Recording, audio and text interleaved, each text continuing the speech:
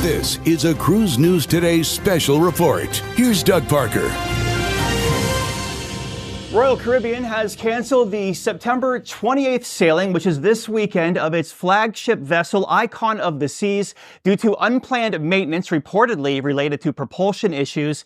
Now, guests on this weekend's sailing were notified Monday night, but no detailed explanation for the cancellation was really given except mechanical issues. Guests on the current voyage, which began on September 21st, they're also impacted with the ship operating at a reduced speed and skipping its planned stop in St. Thomas tomorrow, spending an extra day at sea instead. A user posted on Reddit, "I'm on Icon now and we just got word that we're skipping St. Thomas because the ship has maintenance issues. We have to sail slower, so we need the extra day to get back."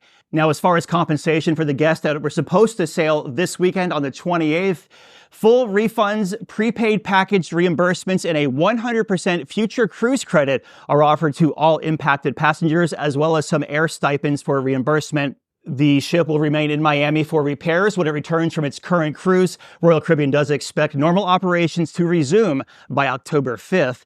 This is just one of a string of incidents with Royal Caribbean. Last week, Utopia of the Seas had a series of power surges with no AC for hours and guests being stuck in an elevator. Royal Caribbean's Icon of the Seas is currently the world's largest cruise ship with a price tag of over $1 billion. It carries nearly 10,000 when you add up both passengers and crew members, and sails year-round voyages from Port Miami in South Florida. Meanwhile, Carnival is happy that it's not them in the news for propulsion issues. If you have a lead on a story, let us know. Tips@cruiseradio.net. Have yourself a great Tuesday. I'm Doug Parker with Cruise News Today.